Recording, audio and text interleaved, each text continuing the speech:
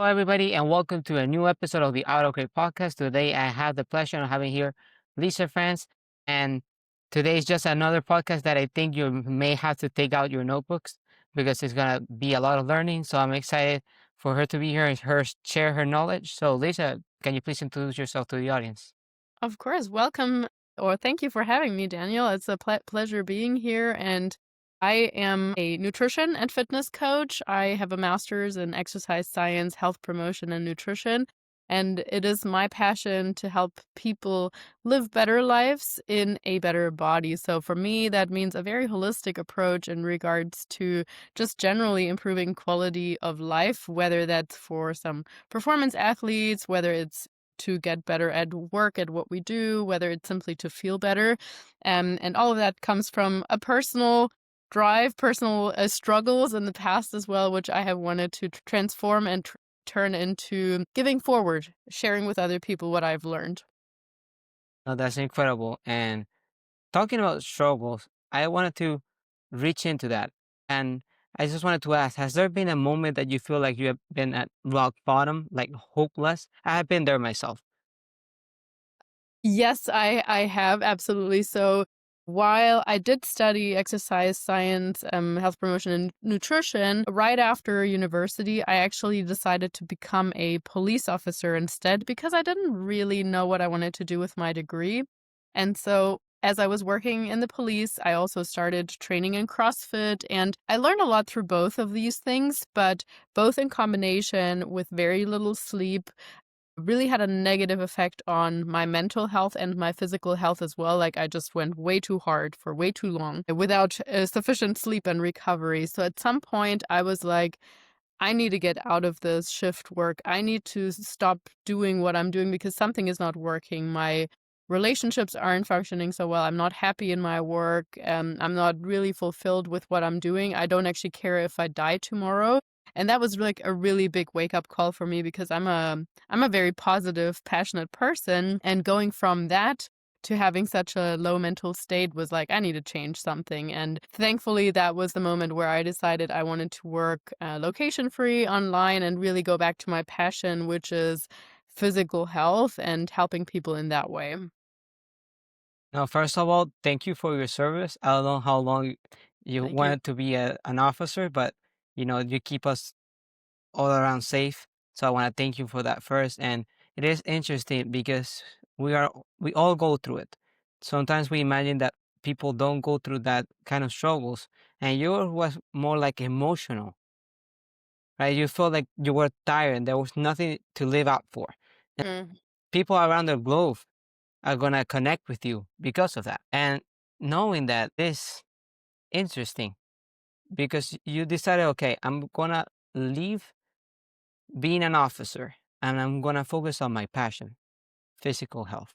And I know that when we start out something new, there are some fears and some struggles. Did you struggle at first transitioning from being an officer to being a training coach?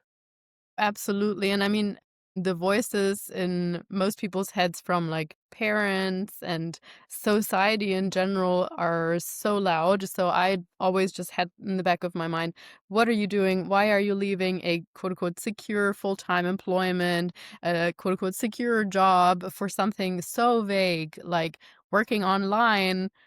In at that time, that was 2018 when I made that decision. Being an online nutrition and fitness coach, it was not like now, 8 years later, there's a lot more online coaches and it's a lot more common. At that time, it was still kind of like in the up and coming. And having those voices of, it's not going to work, Lisa. What are you doing? This is way too high risk. You're going to have to deal with all the negative sides of self employment, such as, paying for your own insurance, making sure you're paying in your retirement account. Like when you're in the police, it does have a lot of benefits working for someone else because they're going to look after you in those aspects. But to be honest, Daniel, at that time, my pain was so high and like not necessarily physiological pain, but just I was so uncomfortable. I was like, living this way makes no sense to me. I'd rather not live at all. So I had to take action and get out of it, even with the thought of potentially failing. And I will be honest, I made a more gradual transition. I know that there are a lot of people out there that say you need to go all in from minute one and, just quit your job, just do whatever, go all in. And there is truth to that, and there is a point and place for that. But for me, what still made me feel a little bit secure was I handed in my notice at the police. And while I was doing that, I still had about 4 months, 5 months. And I knew, okay, now I can start on the side building my business already, so that thankfully, when I left the police, I already had built up to like a part-time client roster, and I knew that there was some money coming in, and I felt a lot better as opposed to having that whole big black point where you're like, "Oh shit, what do I do now?" And I have bills to pay, but I don't really know where the money is coming from. No, and for me, it is the same because I'm actually finishing my college degree next semester. And it's like I'm functioning to another system that's like doing podcasting. I want to be a motivational speaker. So it's Cool. like, I, it's that kind of like you have, like you said, you have people behind your ear that are saying, why are you doing this? Go for the safe route. But when we go for the safe route, does it actually get better as time goes by? Because I think it's better to fail looking for what you want than to be there just to be there. Because if you kept going being safe, like safe at your job being a police officer and didn't pursue this, your happiness will not be the same because you will be going back and back and back to the same kind of work and feels like, okay, oh my God, again, Monday. And living like that is it's not worth it. It's not I worth am it. so with you. No, absolutely. I think there's too many people out there that live only for their weekends, only for their vacations, and just suck it up. And to be honest, during that time, I had my moments where I thought, is it not just normal to hate your job? Because most people around me, let's look at everybody around us. Like 80 people, 80% of the people probably don't like their jobs. At best, they're like, ah, it's okay. But very few people actually love their jobs. And so I still, even though I saw that around me, and most people were like, oh, Lisa, this is just normal. I was like, no, this cannot be it. And I totally agree with what you're saying in regards to failures. And I think we hear that so often that most successful people, they have just gotten really good at failing, learning from their failures, and picking themselves back up. And I mean, I will be honest, like I'm fortunate in the sense that I know, if shit hits the fan, if I had really, really, really rock bottom and I have no idea where to pay my bills from, I would always be able to rely on my parents, perhaps, or might get a mortgage or, something like that. So I know that there are people out there that literally have nothing to turn to, and that's a lot scarier. But I like how you put safety, security in quotation marks also, because I think it's all an illusion. In the end, nothing is really safe. Like, even if you have money saved up, it's not safe. Money depreciates, there's inflation, there are things coming. Even if you have a retirement fund, even if you have health insurance, nothing is truly, truly, truly safe. So I too just believe, like, sometimes you just have to take the leap if your intuition, if your inner self tells you, "Hey, just go for it." No, of course. Like if we fail, at least we failed trying. Mhm. Like you miss 100% of the shots you don't take. That's it. If we go in life trying to, okay, I know this job is safe, I hate it, you're gonna live with that inside your head and inside your heart your whole life.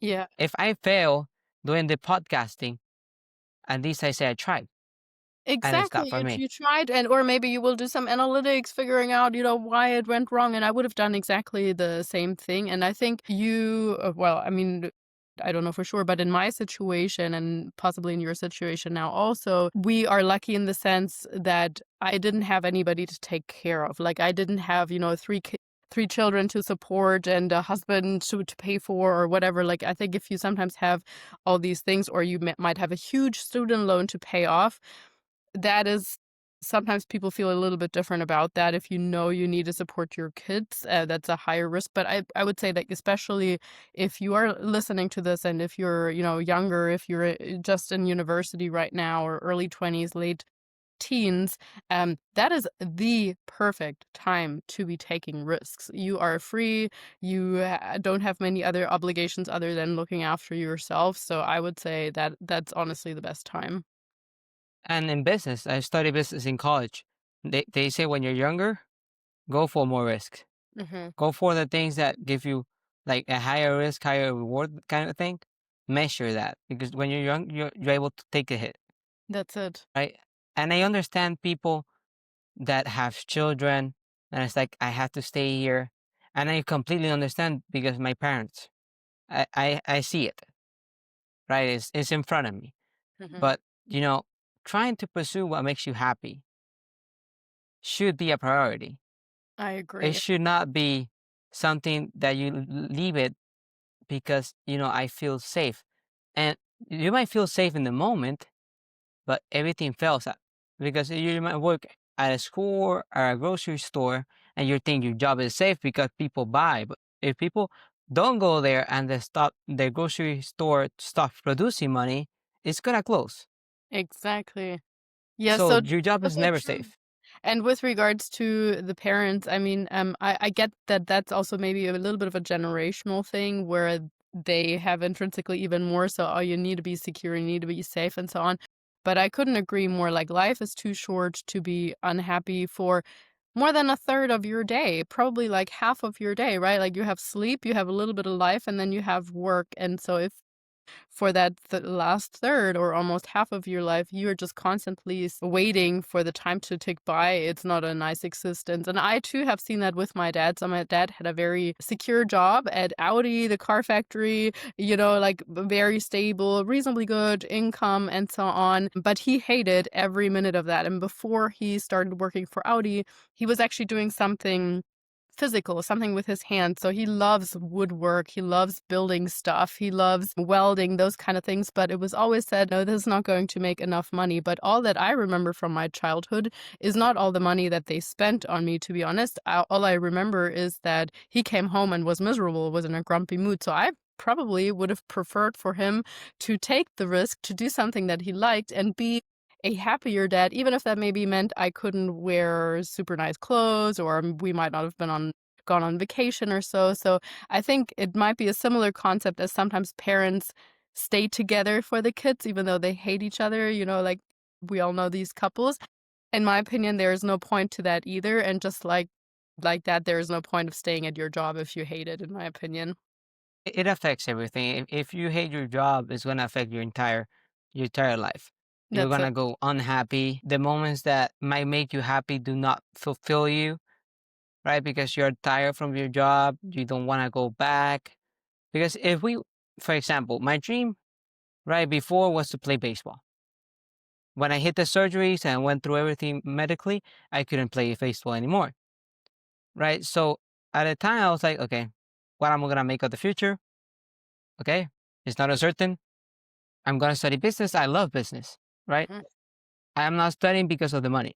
No, I love the strategy inside a business, the motivational part of the business that you have to work in teams.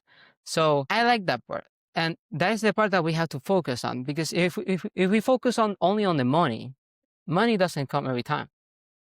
No. And what you said about seeking out joy, seeking out the things that bring you joy, I truly think if we're consistent with that and doing something to give forward or give back to other people that brings us joy, eventually there has to be a return for that.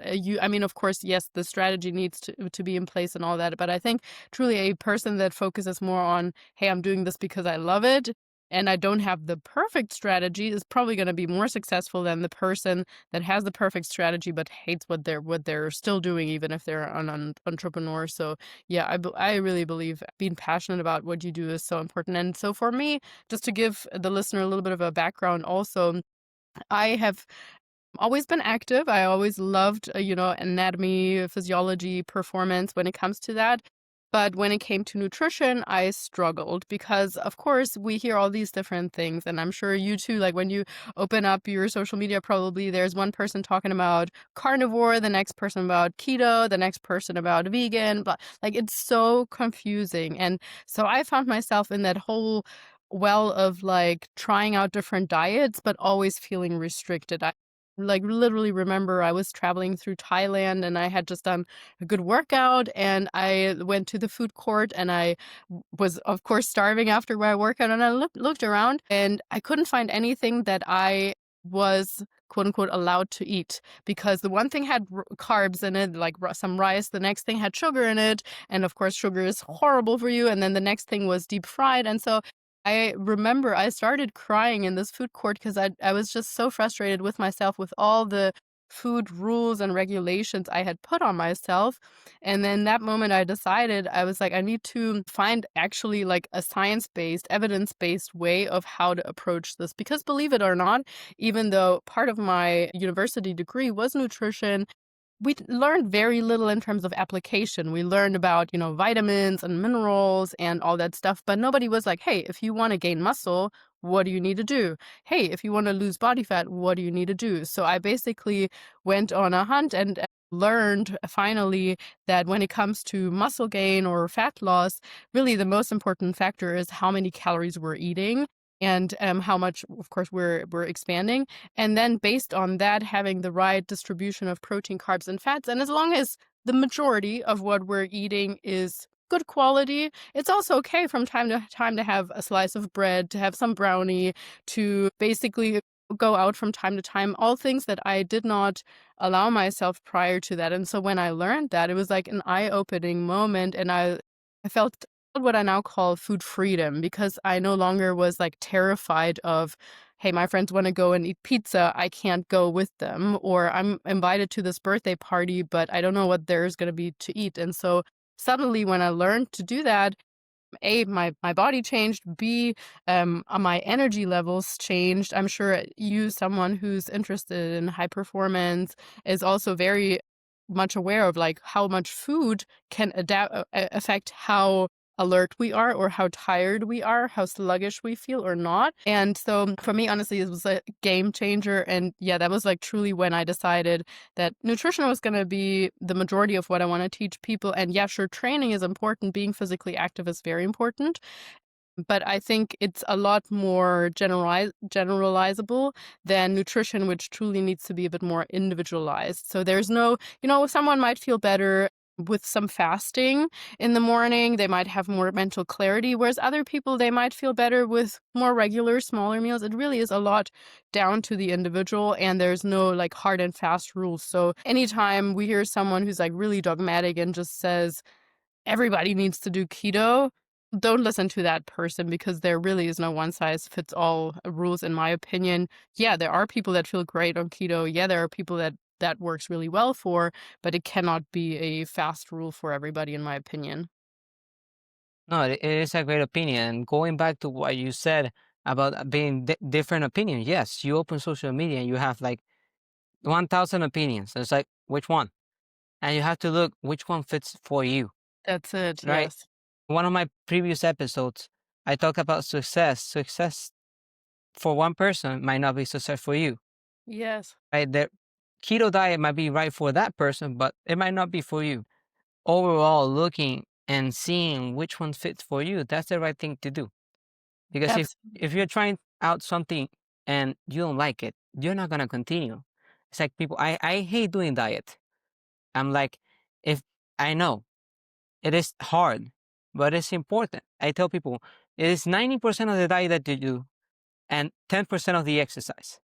Yeah, it really is. It really plays such a big role. I mean, we can't out exercise no matter what your Apple Watch or Whoop or whatever is telling you in terms of how many calories you burned in your workout. It's so inaccurate, and it's so, it probably takes you 2 hours to burn 600 calories or something like that, even if you do a hard workout, maybe a little bit less, but you can eat 600 calories in 5 minutes, no problem. So you cannot Yeah, no, outwork a poor diet. That's absolutely not possible. And to your point of success, I like how you phrase that, because I think that's a really great starting line that a lot of people even miss. Like, what does success actually mean to me? And I would take that even further.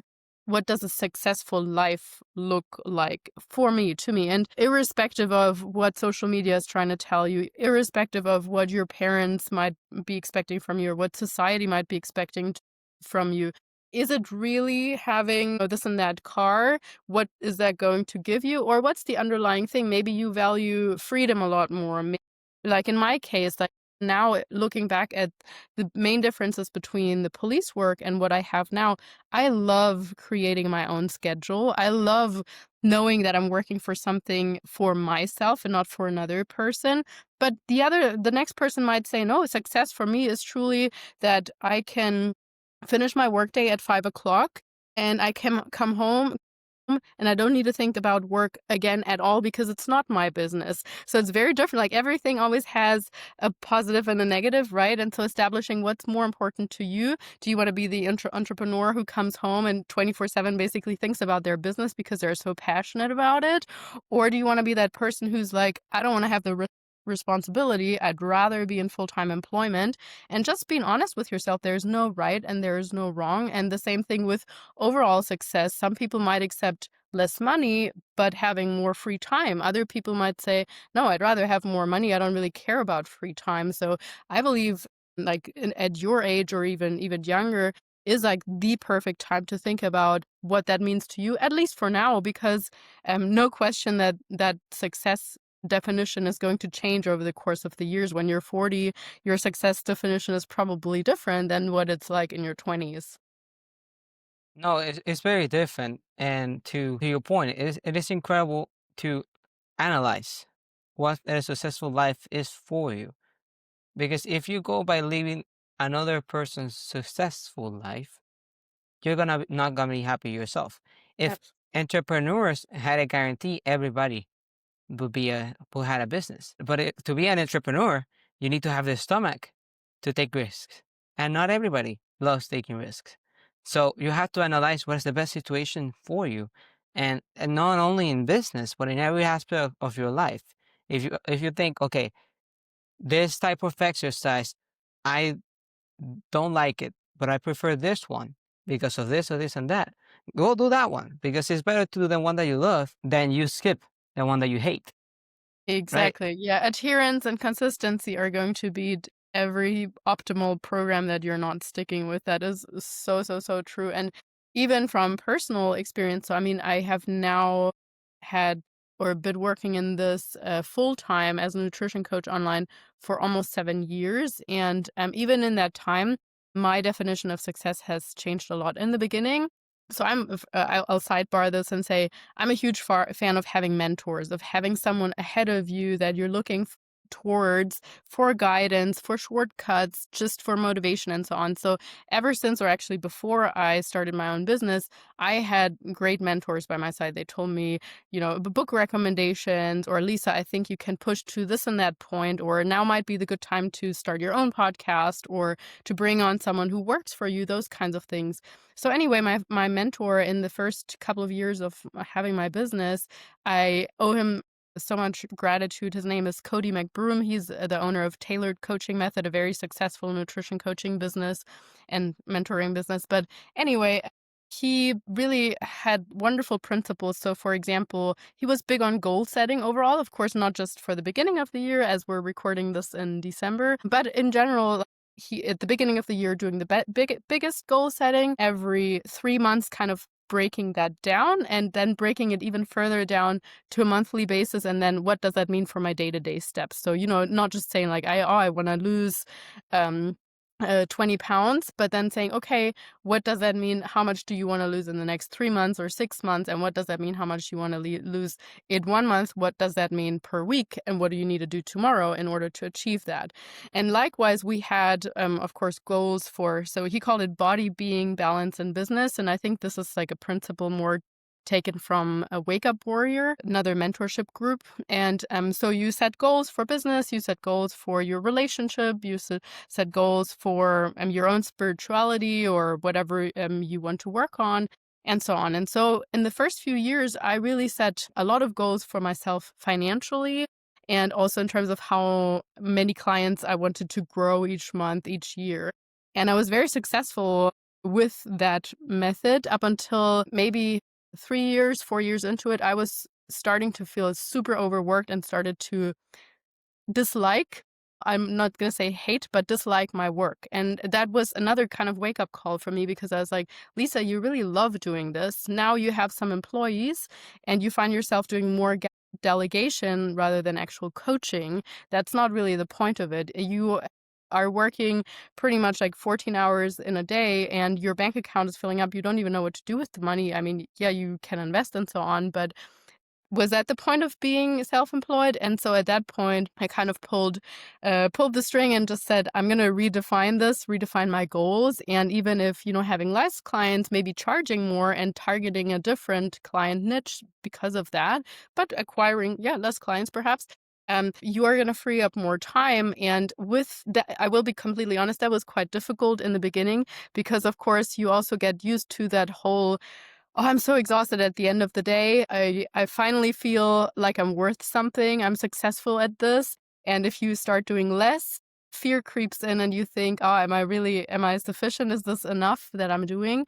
So I had to learn to take a step back from that and just see, okay, no, actually now I'm entering a stage in my business where I'm preventing burnout. I'm going back to doing what I actually enjoy about what I'm doing, even if that means a little bit less money, but more free time. And then how can I use that free time like truly free? I started learning Spanish, playing the piano, all these kinds of things where at first I felt guilty for not being productive. But then after a while, you just learn like, oh no, this is life. There's life beyond just work. No, it is important. And I want to emphasize that you might start doing your work, but at first, it might seem that you don't have that many clients, you don't have that many views, you don't have that many followers, but that happens in the beginning. That's a normal part, right? We all start at some point. The big influencers that you see today in social media started at in the low side as well, and they took years before they were the person that they are today, right? The big influencers. And that is important. And like you said, if you're tired and you're overwhelming yourself, think, okay, what can I do? And in your case, that might have been taking less clients, hiring someone to be part under you. So that were solutions that you thought about, but it was that stepping back that Mhm. allowed you to see the full picture. It's like Yes. I do not want to overwhelm myself. I just want to, okay, I want to give my advice to people that really they needed it and everything. And I'm going to do this, but that's Yeah, and the it's important part. No, that's so true, and it's, like, in business, like with weight loss, like with training and so on, we, as in people in general, are so inclined to, "Oh, I wanna see the fastest route to success. What's the fastest route?" And most of the time, with calories or with nutrition could be, okay, well, just, go from 3,000 calories to maybe 1,500. That would be very aggressive, or if you're currently not working out at all, you could start working out 6 or 7 times per week. But that's a horrible advice because again, you're going to burn yourself out very quickly. You're going to start hating the process. And so if the listener takes anything away from this conversation today, I would put it to their heart that it is just being consistent and doing small steps, small increments, maybe growing better, growing in confidence and so on, but like really focusing on the consistency aspect. So if you're listening to this and you also want to start a podcast, don't just say like, "Oh, I'm gonna bring out 4 episodes every week, and I'm gonna upload YouTube videos to that, and then on top of that, 3 posts per day on Instagram or TikTok or whatever." That's insanity. From 0 to that would be very a recipe for burnout. But if you say, "No, every 2 weeks, 1 podcast, or even once a week or so," that's a good place to start. The consistency aspect is so much more important, and just thinking of like, how am I still going to enjoy the process in 5 years time and 10 years time, because or 20, 30 years time, because that should be the end goal of like, what are we going to do long term? And yeah, same thing with nutrition, with training. I want a person to be still active in their 80s and their 90s, and not just like, what's your most shredded version next year. I mean, there's a point for that with bodybuilding, or if you have like a bikini show or like a bodybuilding show, photo shoot or whatever, that's a sport in and of itself. But for me, it's much more important, like long term longevity, sustainable results. No, if you told me that I should only eat 1,500 calories, I would be very sad. I love eating. So in that sense, it it actually makes sense if you really think about it. If instead of doing, for example, your goal might be to do 2,400 calories. It all really depends on your body weight, your height. It already goes there. For example, for me, in a cut is 2,500 something. Yeah. So you don't have to actually go all the way, but if you put a little bit of progress each time, you're gonna see, and stay consistent. You stay consistent with your diet and with your exercises, you're gonna see the improvement. And the same for business. You have to put 4 podcasts a week, which is insane, right? And do 2,000 posts a month, right? On Instagram and TikTok. It's like, it's very, like, it's gonna get in your head and you're gonna get tired, and then your production is actually gonna slow down. Yeah. I think I'm not sure if the exact studies, but you've probably heard them as well, that like 80% of the podcasts that are being started don't continue past episode 3. And then of the remaining ones, like another 10% or whatever, or another 80% of those 20% don't continue past episode 10. So, I mean, that's not a really hard uh, a metric, actually. So, like, people focus on consistency. If you're consistent for half a year or a year and you keep going beyond that, you're already better than like 80, 90% of the podcasters out there. No, it is not only in exercise and in business, but everything in life. If you stay consistent doing everything, you're gonna feel good for yourself. For example, I'm doing a challenge of doing 100 push-ups each Oh, day. amazing. Amazing. So I'm doing that, and I stay consistent. I'm actually learning Portuguese Very cool. as well. So those little things, they might make you less productive, but they make you happy, Mhm. right? And life is not only work. You Mhm. need to find that thing that clears your mind. I think for you and me, I can speak, being at the gym clears Mhm. your mind, Mhm. right? So you have to have that little outside so that your mind is set free for that little hour and a half or hour, right? So that you come back to work and you're like refreshed. My Absolutely. family tells me when I go to the gym and I come back, I'm a different person. Yeah. I It's come our back from the gym therapy, happy. mental health therapy, yes. Yeah, so it's important to stay consistent, do the work, find what you love, what you love, what makes you happy, because it's not only the success, it's not only the money that gives you the satisfaction. It's for example, the time that you spend with your family, the time you go to vacation with your family, the time you spend being at the gym, right? Those things all form part of life, but you have to define what is yours. Yes. So going from that, what was the biggest takeaway in your journey from going from a police officer to now a nutritional coach?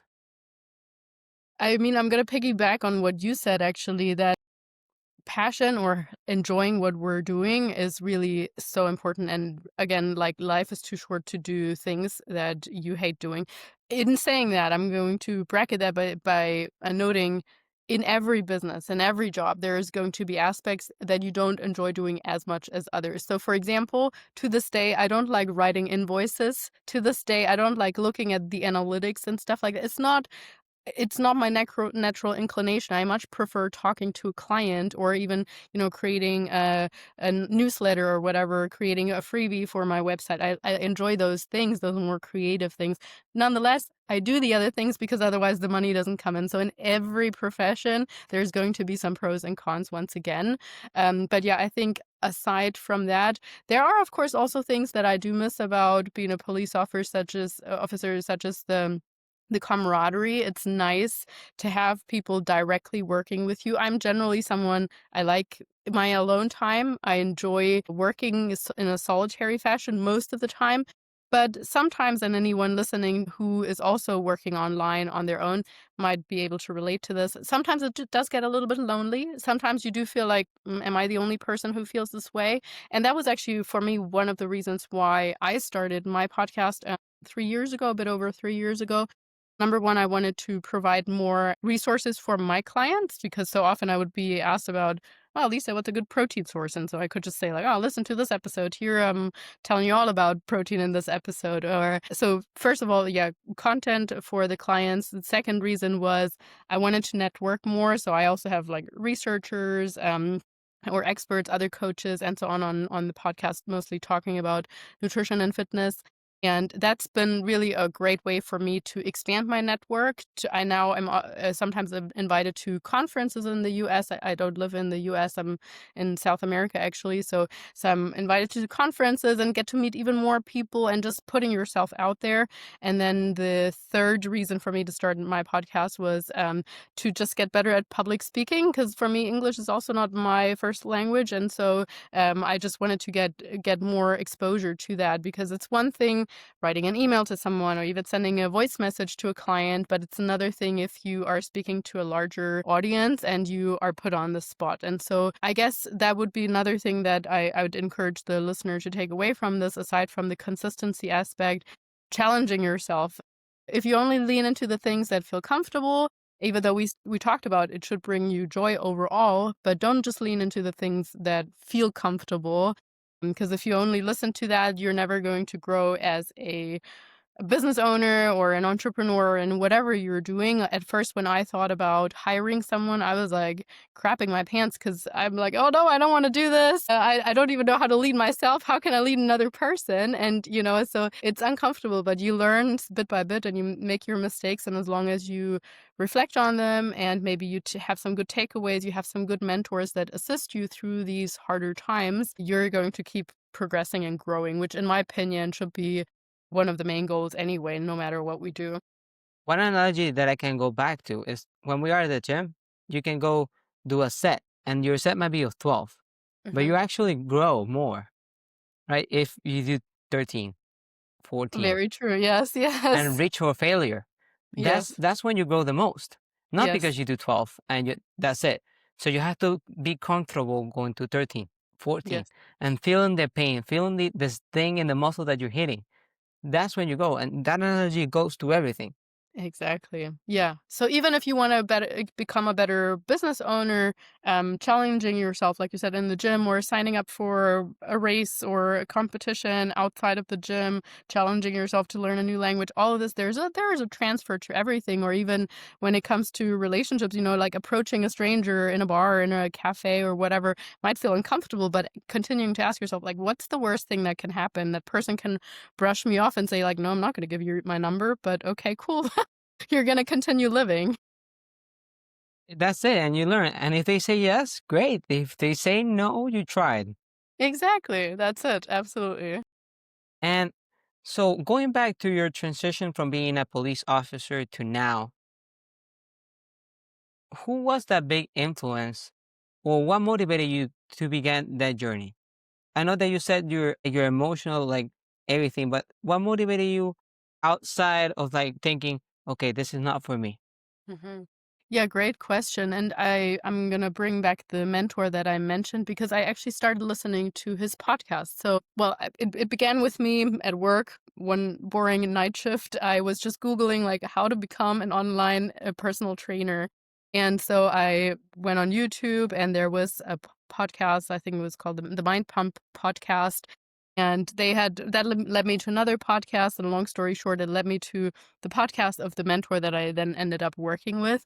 And he was talking about self-development books and journaling and all this like morning routine kind of um what do you want to call it, like self-development hacks perhaps. And I just started to think, like, why don't I start and trying them? I'm not a big meditation person. I'm not someone who normally journals. I don't usually read self-development books. I don't really like reading at all, was my thought at the time. And then I bought a book. I started listening to like a podcast, 2 to 3 podcasts in a week or something like that. Started meditating in the morning, and bit by bit by bit by bit, it built my confidence. I'm not going to say it was always easy. I'm not going to say that from day one I was consistent with my meditation. I sometimes would slack off for like several weeks and then I'd get back to it. And now after 7 years, um, I've developed such a good routine that some days it's only 1 minute, some days it's 3 minutes, some days it's 20 minutes or 30 minutes. But I'm going back to the point of consistency, even just sometimes setting foot in the gym and doing 10 minutes of stretching is better than nothing, because it continues to build that identity of who you are. Are you a fit person who goes to the gym even on the days that you don't feel like or that you don't have a lot of energy? And so I built my confidence outside of the police of like, other people can do self-development stuff and can break out of their full-time employment. Because yeah, the people around me, as I mentioned, they were not in that mindset. They were all like full-time, safety, all that stuff that we talked about. Just having that exposure to, oh, okay, people, even though they're on the other side of the world. I was living in New Zealand at the time, and the podcast host is in Seattle in the US. And so he was telling lots of stories of people that just took the leap, and great books, for example, by Robin Shaw or Simon Sinek and so on, and that are just super motivating in terms of doing hard things and doing the scary things even without any proof. I would say, yeah, people, even though without them knowing how much they influenced me, were a big influence. No, for me, my favorite one of the things that motivated me and the books reading from Patrick David, Tony Robbins, right? Those people motivated me to go higher. I just Um, finished reading, I have it here. Let me show you. I just finished reading Your Next Five Move by Patrick David. This is Amazing. an incredible book. I Yes. really recommend it. And the first thing he said is we just talked about it is getting to know yourself. Yes. When you know yourself, you have the answer. Hmm. And That's now right. it's just putting out the work. Yeah, I mean, that's a great point, really. I guess when it comes to lessons learned from police versus now, also, I have learned to listen to my intuition more because truly, if I'm being honest, like my inside was screaming for a really long time, like, you're not made for this. This might be a good job for other people, but you're not made for this. And I was just ignoring it, trying to shove it down and be like, no, shut up. And so many times that I have ignored my intuition, I have had to learn a lesson in a painful way later on. So yes, listening to your intuition, and I think we can only do that if we do know ourselves well, if we can differentiate between intuition and what's holding us back in terms of fear or trying to hold us back in our comfort zone. And also, we can only listen to our intuition if we actually make time for stillness. And I think that's something I really had to learn also, to not constantly just be entertained, now even worse with even more social media and so on. But really, again, it doesn't need to be meditation for everybody, but it can be even when you go for a walk, maybe not always listen to music or something. Sometimes just go in silence, or even in the shower. Often we have our best ideas because there's nothing distracting us, and you're just listening to what's going on with the voice in your head. And I think that's really underrated, actually. No, for me, actually, I think it's the opposite. Like when I have music in my ears or anything, a podcast, I don't know, but the podcast or the music, I don't know, triggers something that Interesting. that for me, my ideas come when I'm in the shower with music or I'm listening to a podcast, and I hate it because when I'm listening to a podcast, I'm trying to learn. But they say something, and I go off track in my brain and go and having That's an idea, and it's like I had to move back the podcast because I because spent you didn't 5 minutes listen. thinking of another thing. So it all really works for people, and I would greatly recommend, like you said, go for that walk without your headphones, being by yourself. We are so used to looking at our phones when we are bored. When I was a kid, we usually spent time playing sports, not being on video games. That was me. Some friends actually play video games, but for me, I was doing sports. My main sport was baseball, and I was either on game, practice, game. So it was all of that. And Mhm. having that time for yourself is when you realize, okay, this is what I need to do. I am doing this wrong, but I find out what I can do to make it right. Yeah, absolutely. And I mean, even though I said mentors and so on are really important, I think too often we try to get too much input from other people, and like we ask this person and then this person, what do you think of that? And should I be doing this? And blah, blah. And by that, you're just delaying the process and getting too much wishy-washy information. If you ask other people, I think it has to be the right people. So yes, asking your mentor or someone you really respect is a good thing, but don't tell 10 people about what you're thinking about doing if you're not actually sure. And also, more importantly, if they're not actually people that have what you want to have. So just your random friends telling them about something and asking them, should I go for this big move? they're probably gonna try to say no because it makes them feel better about not doing anything, about not acting on their own dreams. I've had that many times where I was excited about something and I just wanted to have someone's input, and maybe you've had that happen to yourself as well. But yeah, other people, they like to pull us down so that they don't feel like they need to be doing more or should be doing more, and they just want to point out what could be going wrong, as we were saying earlier. So yeah, I believe usually it's better not to get too much input from other people unless it is really people that you respect, admire, and look up to. People that can give you good insight. If you give it to people that are like not gonna give you anything useful, you're gonna hear doubts. It's like, Hmm. are you sure? What's the next step? Hmm. If you find people that that can actually help you, that's a good way to move forward. Absolutely. Yeah, and especially with nutrition, I actually see that quite often where one person wants to start a healthier journey and then maybe they fail to tell their partner or their friends or so, and they go out with them for dinner and then they're like, "Oh, come on, just have some pizza, just drink a few more drinks or whatever." And it's so hard if you're the only person trying to improve your life. So I usually in those situations recommend number one, just being really clear and communicative about what you're trying to do. So just like especially if you're living with a person, not even telling them that you know, might start eating less sugar or stop drinking alcohol or whatever, and then getting upset that your partner's bringing home pizza is not fair to them either. So often when that happens, though, then we blame the other person, or the other person tries to sabotage us just because they might feel like they're not good enough anymore. And it can actually be quite tricky if you're not talking about it in the right way. But if you say, "Hey, I've just decided I want to make some healthier choices," that doesn't mean that I'm expecting you to change with me because we cannot change other people.